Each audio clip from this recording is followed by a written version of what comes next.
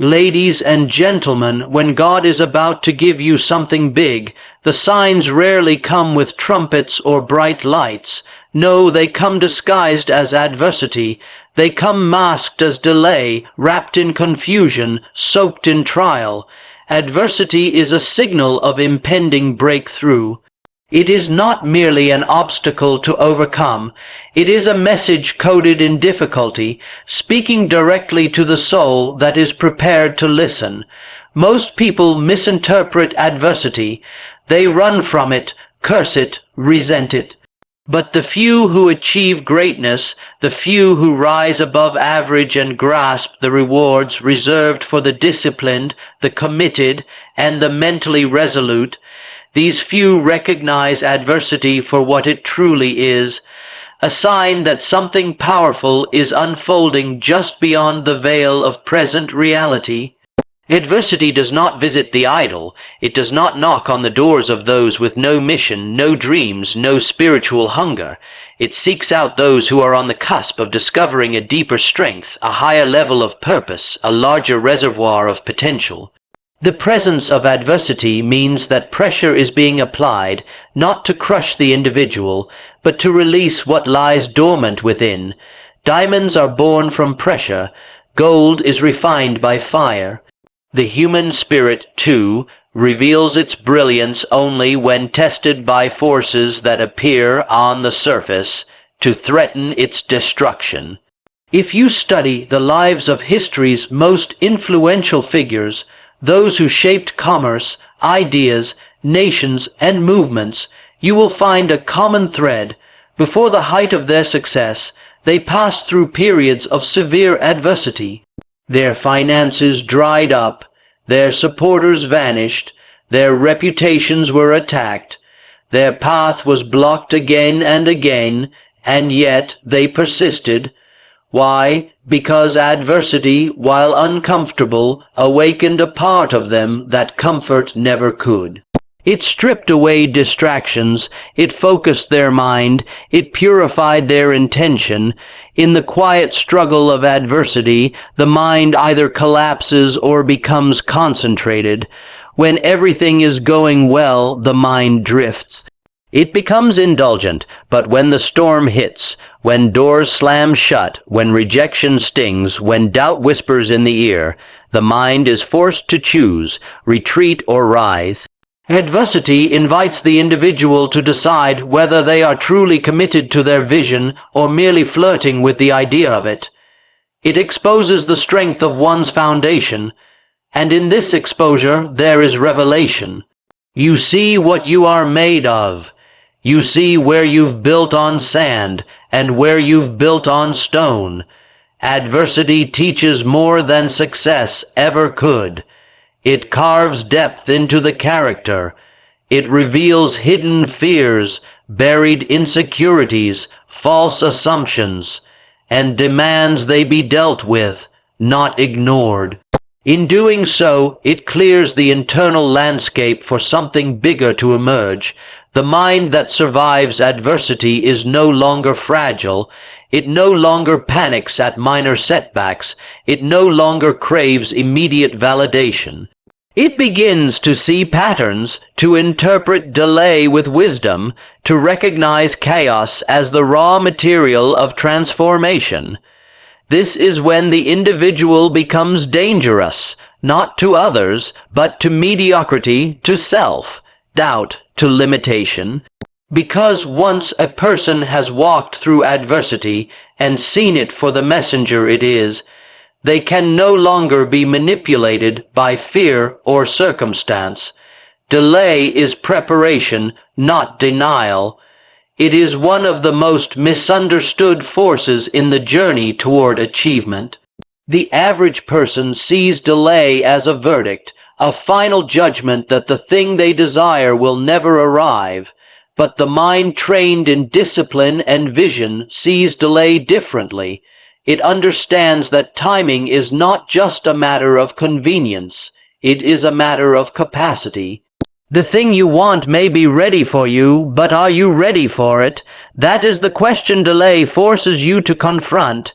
It is not holding you back arbitrarily. It is shaping you, molding you, conditioning you for the responsibility that comes with the reward.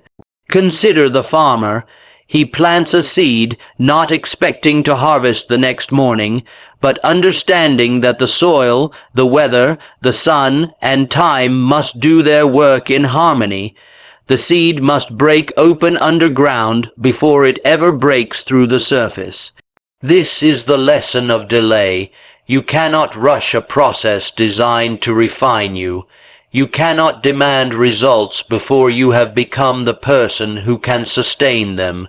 Delay is the silent teacher. It does not shout its instructions. It whispers them through closed doors, missed opportunities, and long nights of waiting. The untrained mind calls these failures. The trained mind knows they are lessons. There is no such thing as wasted time when the delay is purposeful. It often arrives when ego has crept in, when vision has become cloudy, when motives are no longer pure. Delay is the filter through which arrogance is strained and authenticity is revealed. It asks, will you keep moving even when no one is clapping? Will you stay committed when no evidence is showing? Will you trust the unseen hand that is orchestrating what you cannot yet understand? These are not easy questions. They are the kind that separate the wishful from the destined. The person who masters delay masters time itself, because they no longer become a victim to the clock or the calendar. They begin to understand that every moment has its purpose. The season of silence is not a curse. It is construction.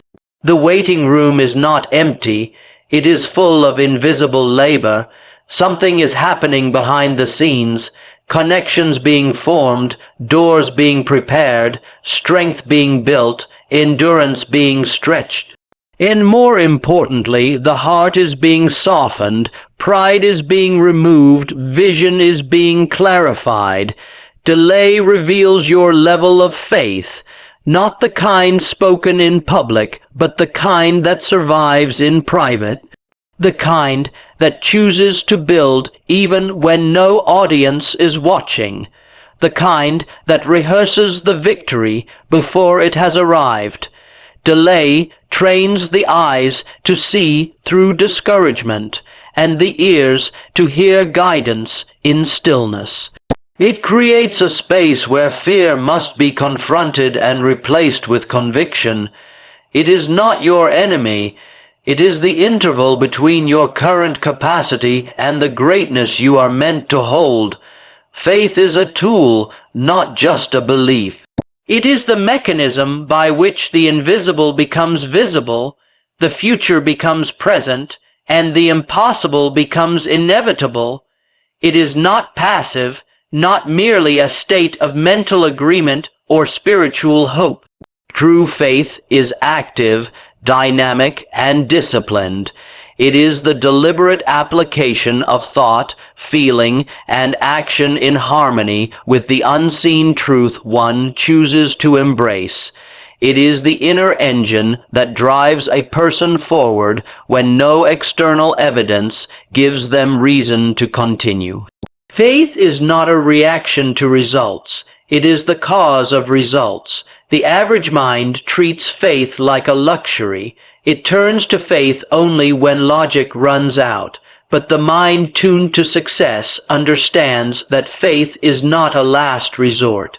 It is the foundation of all achievement. Before any invention was created, before any business was built, before any movement was launched, there was someone who believed in what could not yet be proven. They saw with their mind what others could not see with their eyes. That is the function of faith, to create vision in the absence of validation, to create certainty in the middle of chaos. Faith disciplines emotion. It trains the mind to feel peace before the battle is won, to feel joy before the answer is revealed. It refuses to be manipulated by the senses. When the bank account is low, faith says abundance is on the way. When the body is tired, faith says strength is returning. When the opportunity seems gone, faith says it is being redirected to something greater. It speaks a language that contradicts present facts, not to ignore reality, but to create a higher reality. Faith does not deny facts, it overrides them. Faith is also a tool of alignment. It brings the thoughts, the words, the expectations, and the actions into agreement with purpose. It sharpens focus, it refuses distraction, it eliminates the need for external approval. When a person walks in faith, they do not require applause, guarantees, or permission. They walk with an internal compass that is fixed on their vision, regardless of what is happening around them. They are not driven by reaction, but by intention. Faith turns waiting into preparation and struggle into strategy. Without faith, fear fills the vacuum. Fear is the great thief of destiny, and its only true antidote is faith applied with consistency. Fear hesitates, doubts, delays, and shrinks, but faith acts, moves, builds, and expects. When fear whispers, "What if it doesn't work?" faith answers, "What if it does?" When fear says, "You're not enough," faith replies, "You're being shaped into more." Faith speaks the outcome before the outcome arrives. It rehearses success, practices confidence, and embodies certainty. It is not naive, it is strategic. It is not wishful thinking, it is mental training. It does not wait for the world to change. It changes the person so they can change the world. Trials refine character for greater responsibility. They are not interruptions in the journey, but integral elements of the process. Every trial carries within it a hidden assignment, a curriculum designed specifically for the elevation of the individual who is willing to endure, observe, and grow. Character is not formed in times of ease. It is revealed and reshaped in seasons of difficulty. Strength does not come from comfort, but from resistance, from pressure, from the demands that life places on a person when they are being prepared for something greater than they have ever carried before. Trials are custom-built experiences. What appears to be random or unfair is often tailored by divine intelligence to target specific weaknesses, fears, or blind spots that would otherwise go unaddressed. The man or woman who desires leadership, impact, or influence must first be tested not in public, but in private. These tests are never for punishment, they are for promotion. The weight of future blessings requires the spine of integrity, the backbone of patience, and the endurance of focus. Without the trial, the blessing becomes a burden, not a reward. When a person is undergoing trials, they are being stretched beyond their previous limits. Patience is tested through delay.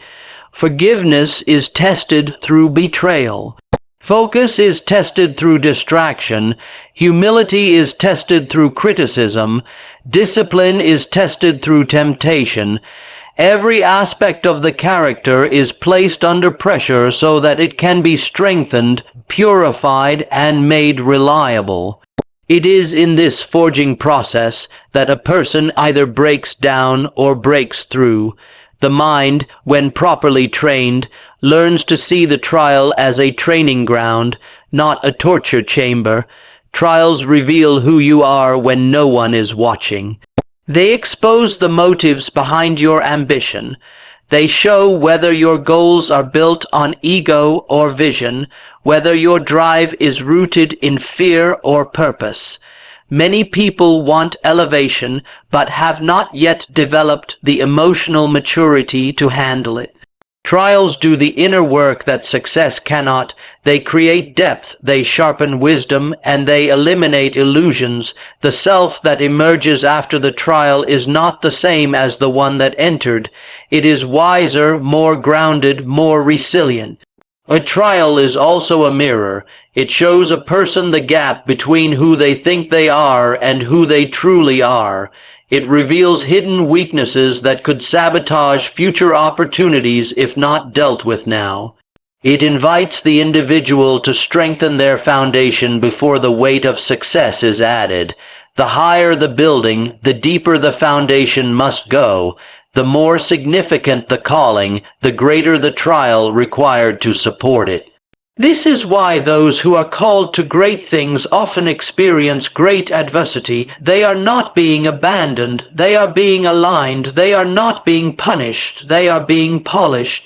Trials are the fire through which raw potential becomes refined power, where untested vision becomes unshakable conviction, and where shallow talent transforms into durable greatness. Divine blessings require inner alignment. What is meant for you cannot be sustained by a version of yourself that is not prepared to carry it. The blessing does not just depend on divine timing, it depends on your inner state, your mindset, your motives, your level of maturity, and your emotional readiness. Many people desire the outcome without undergoing the alignment necessary to receive and maintain it.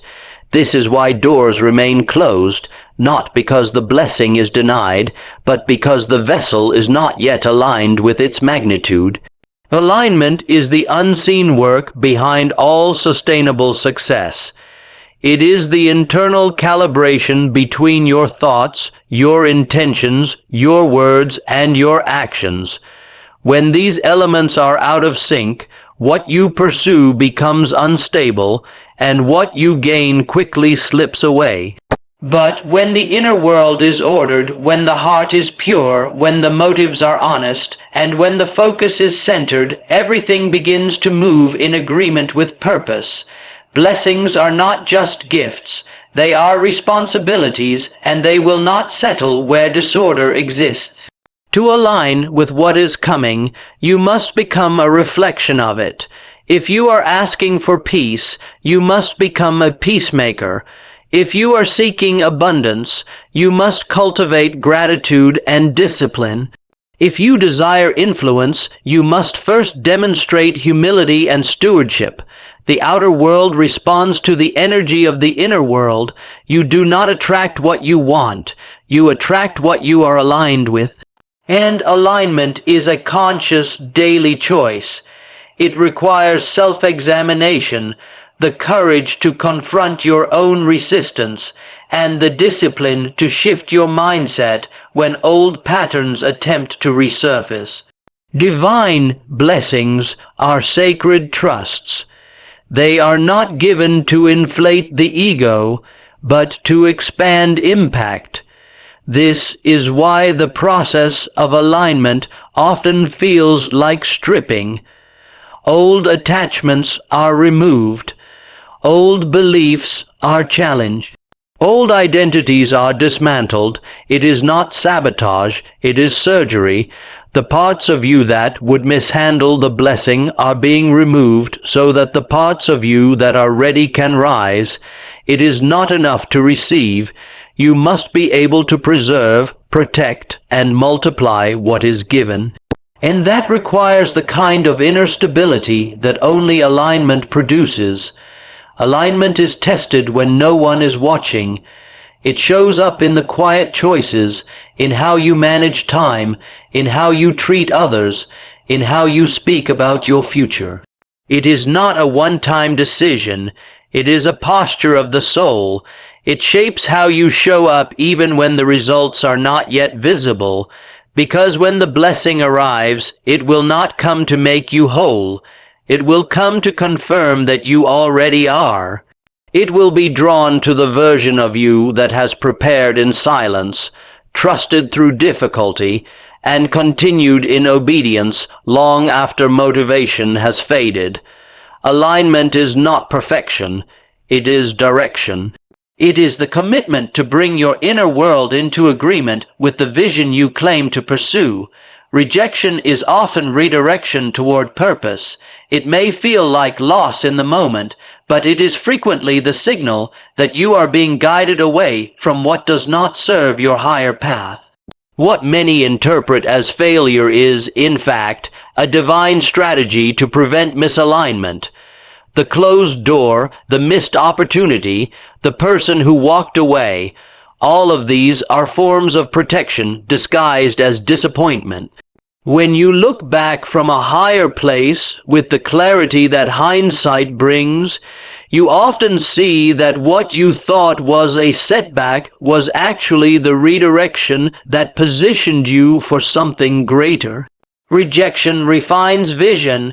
It removes distractions. It breaks attachments to things that seemed essential, but were in truth only temporary. The human tendency is to cling to what is familiar, to what is comfortable, to what once worked. But purpose does not operate by comfort. It operates by clarity and alignment. So when a rejection comes, it is often not about punishment but preparation. It is an act of separation that clears space for what is truly meant for you. You may not understand it at the time, but rejection is one of the most precise instruments used to realign a person with their assignment. The person who embraces rejection as instruction rather than insult gains a tremendous advantage. They begin to ask different questions. Instead of "Why is this happening to me?" they ask, "What is this making possible?" Instead of drowning in self-doubt, they lean into self-reflection. They examine where they had misplaced trust, where they compromised their values, where they were trying to force what no longer fit. In doing so, they transform rejection from a wound into a weapon, from a source of pain into a source of wisdom. Redirection often comes through the closing of paths that once seemed promising. This is not failure, it is strategy. The dream job that slipped away, the partnership that dissolved, the plan that unraveled. These are often divine signals that your journey requires a different route. The vision is still alive, but the method to reach it must evolve. Rejection pushes you to think creatively, to act boldly, to move with faith rather than familiarity.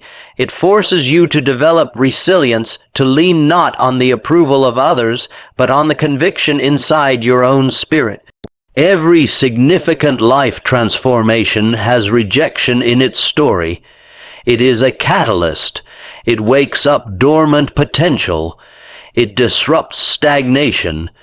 It forces the heart to dig deeper, to ask harder questions, to reevaluate purpose, and to rekindle fire. When embraced, rejection becomes the forge in which a stronger, clearer, more focused self is born. It strips away what was only meant for a season and reveals what was always meant to last. It redirects energy toward what is authentic. It shakes loose the unnecessary so that only the essential remains. Rejection is not the end of the path. It is the redirection toward the one that is truly yours. It does not subtract value, it reveals it. Growth demands the shedding of the old. Nothing new can be sustained in a life that refuses to release what no longer serves its next level. The process of growth is not simply an addition of skills, knowledge, or opportunities. It is first a subtraction, a letting go, a release of outdated beliefs, expired habits, worn-out identities, and toxic attachments that once felt comfortable but have quietly become cages. The person who desires true transformation must become willing to experience the discomfort of departure. Departure from routines that feel safe but stagnate progress. Departure from relationships that echo the past but cannot support the future. Departure from mental frameworks that limit possibility and shrink potential. Shedding is not a sign of loss, it is a sign of life. Just as the snake sheds its skin when it has outgrown it, just as the tree lets go of its leaves in preparation for a new season, So must the individual release what once was in order to embrace what is becoming. Growth does not occur by holding tighter to the familiar. It begins when you dare to question what you've been told, what you've believed, and what you've tolerated. There is always a version of you that is ready to be born, but it cannot emerge until the old one is willing to die. This shedding process is rarely glamorous. It is not always applauded. In fact, it often invites resistance from the very environment that benefited from your former limitations. The moment you begin to evolve, everything around you is forced to adjust or fall away. And that is exactly how it should be. Growth is not just about personal elevation, it is about alignment. As you rise, anything that cannot rise with you must be released, not out of bitterness, but out of necessity. You do not owe your past self your future. You owe your future self the courage to become. The shedding of the old demands honesty. It requires you to confront the habits that waste time, the fears that silence action, and the stories that justify smallness. It demands the humility to admit that comfort is no longer a worthy goal, that convenience is a poor substitute for calling. This is the internal warfare that precedes all meaningful change. The old identity will fight to stay alive. It will whisper doubt, disguise fear as wisdom, and try to convince you that safety is more important than growth. But safety never built legacies. Safety never birthed innovation. Safety never fulfilled destiny. In every season of transformation, there is a shedding. It might look like failure. It might feel like isolation.